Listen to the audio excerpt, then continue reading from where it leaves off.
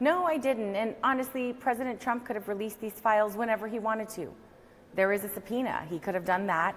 It's interesting, I think, that Trump is now understanding that this is going to happen inevitably, that he's hearing from his own party that people that he thought maybe would support him in trying to obstruct these files from getting out are now joining in and saying, I have to vote this way. My constituents are demanding it. I think waiting 7 weeks in trying to, even to the last moment, trying to get a representative, Republican representative to take their name off of the discharge petition, there was a full court press of pressure to do that. And so I do believe very strongly that if Trump would have come out before, I would have been sworn in, September 29th.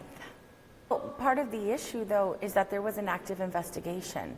And so during an active investigation, you don't put information out there, which is why I'm a little concerned that Trump has asked that certain Democrats be investigated, because perhaps that might be another stalling tactic to delaying the complete release of the Epstein files.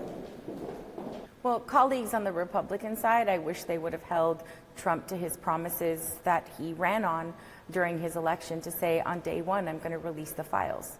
Democrats united and signed the discharge petition. Honestly, it really does have to do with justice for the survivors. They have been questioned, their credibility been questioned, they're having to justify every move they make. And I would hope that finally people are going to overwhelmingly look at them and say, I believe you, I hear you, and now you deserve justice. And anyone who committed a crime against you when you were a child, as a young woman, deserves to have all the legal persecution that we can muster.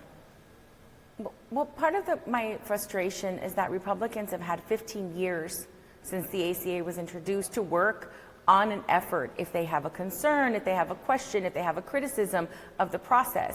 And now we're waiting until possibly December to start talking about it. If we extend it another year, there has to be some earnest commitment to work on whatever the concerns are. Democrats are not the ones bringing forward, the concerns. I believe universal health care across the board is the solution. But if people are not ready for that, then let's work towards something that is going to protect the American people and keep more and more people on getting health care and preventative care. Because otherwise, if we don't do something, those rural hospitals and all of our systems that are already incredibly stretched thin are going to start to close. And the impacts are going to be devastating, especially to people, our working families.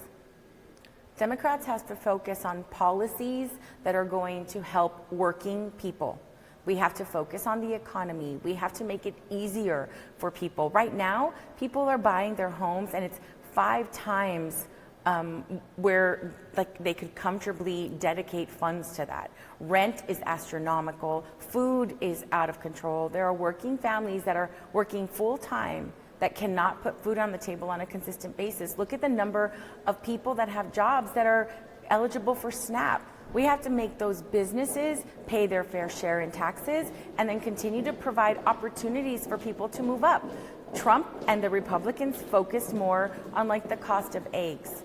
Now I believe that we see, and now we're the 11th month of this administration, and people are feeling like they have buyer's remorse. They're looking at what they were promised and realizing that none of those promises were kept, and this administration's cruelty is what's really devastating our immigrant communities.